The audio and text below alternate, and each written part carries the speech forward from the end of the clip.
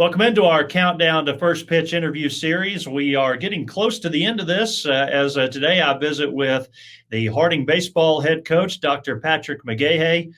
And Coach, just like all the other interviews, I'm keeping the same format here just to kind of get to know you and see what happened last year. As we go back to March of 2020, the world shut down and the baseball season ended. So what was it like for you and your team and the Harding campus when that happened in mid-March? Well, I'll tell you, Michael, it was tough. Every year you have to, stand in front of your team when the season's over and, tell your seniors goodbye, and it's a tough deal. But boy, that was the hardest one ever. We had played Tuesday at Union and had gotten back late, took Wednesday off, and we were practicing Thursday. Oklahoma Baptist was coming in for a big weekend series. They were on the bus on the way in and had been talking with Coach Cox periodically through the day, and things really happened fast. They started downgrading quickly. D1 conferences started canceling, and next thing you knew, we were in practice, and we got the call that we had to get off the field, and standing in front of the seniors, not knowing if they were going to get that year back. We thought it could have been over for them, and boy, it was a tough meeting, as I'm sure it was for everybody in the conference. What is that like for some of your seniors? Are you getting most or some of them back? Yes, we got everybody back but two. Brooks Pittinello didn't come back, and Miles Humphreys. So we lost them. They had situations, where they already had jobs in place and a chance to go ahead and move on, and needed to really, and so I hated it for them. To end that way, but we were able to get everybody else back, and looking forward to hopefully getting to play this spring as normal as we can. Okay, so new world of video interviews. What is behind you there? Oh, that's our. I'm in our team room. That's our wall of lettermen. So any baseball player that's lettered throughout the history of the program has their name up on the wall here. Well, it looks nice. Well, So I've also been asking coaches about, what they did to ease their mind and to pass the time during all of the shutdown. And, well, I mean, some people told me they furthered their education, but you've already got the doctorate degree. So what did you do with all your spare time? Yeah, I'll tell you, I did. I had a stack of 10 or 12 books, coaching, motivational, different things that I was able to get through that I've been hoping I'd get a chance to. So I was able to do that.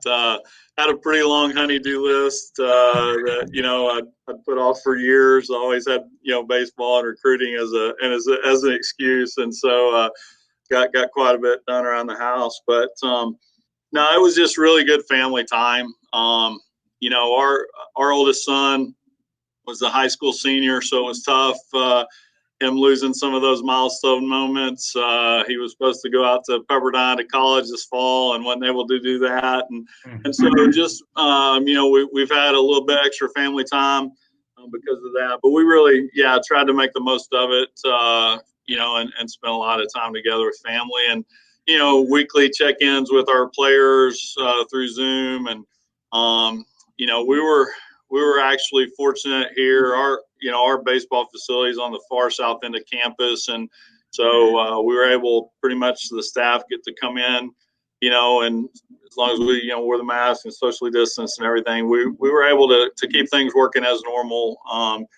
Pretty much. Obviously, we couldn't go out and recruit, but we were able to get a lot done. We did some upgrades around the facilities. We just did a lot of fundraising. Number one, I wanted to make sure we were going to cover the seniors coming back and make sure they were able to stay on the same scholarship amount they were on before. And so had to do a little fundraising for that. But we also were able to get a new scoreboard up. It was up last week. It'll be in place for our first home series, and did some other things around the facility, but mainly fundraise for a lot of that stuff.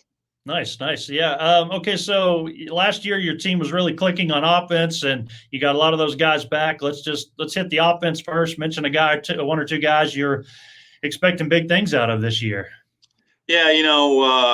we're basically the same team we were last year.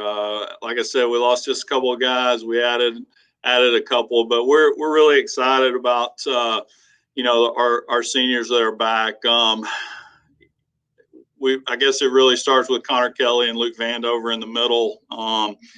Back for a fifth year now. They've pretty much started somewhere on the infield every game that they've been here since they were freshmen, it seemed like.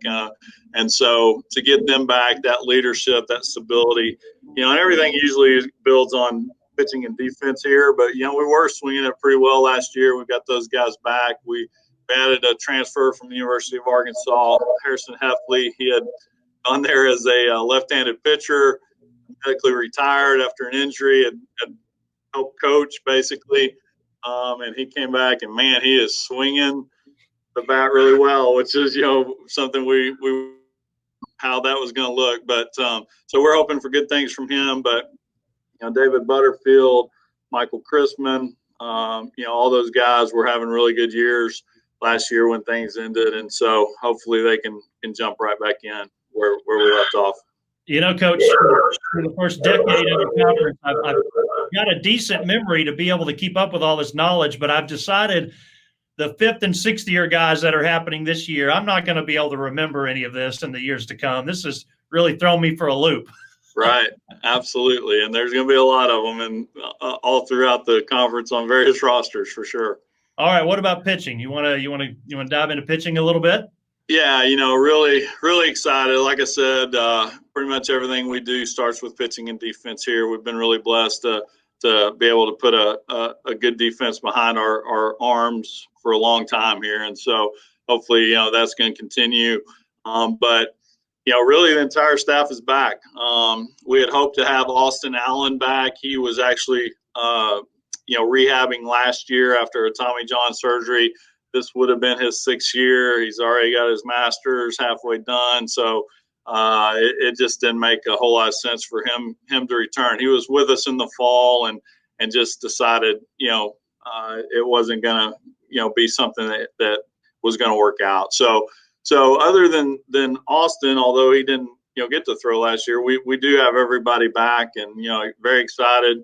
Our weekend starters, Logan McCall, Andrew Bradshaw, and Ty Heck are all back, and then Ryder Jekyll, on the back end. So, really excited to see those guys get to throw again this year.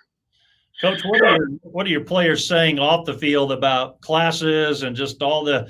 Has everybody kind of figured it out now and gotten accustomed to what we're dealing with and how to social distance and do what they need to do? Yeah, I think so. I think it got to a point in the fall where there was some COVID fatigue about having to do everything all the time and try and do it correctly. But, for the most part, our guys really did a good job this fall. And we didn't have any days that we didn't get to practice. I think the most we ever had out because of COVID or contact tracing or quarantine was 5 at one time. And that was only for 2 weeks. So they've done a very good job. I think they understand that, if they want to play as normal as possible this spring, that they're going to have to keep doing that. And so it's just a constant encouragement from the coaching staff and just hoping that we continue to do things the right way. And lastly, you've still got a couple of weeks before you start the year in Edmond, February 12th. And I think the next week is a conference series against East Central. So besides wins, what are you hoping to accomplish there in that those first set of games in Edmond? Well, it's an MIAA crossover.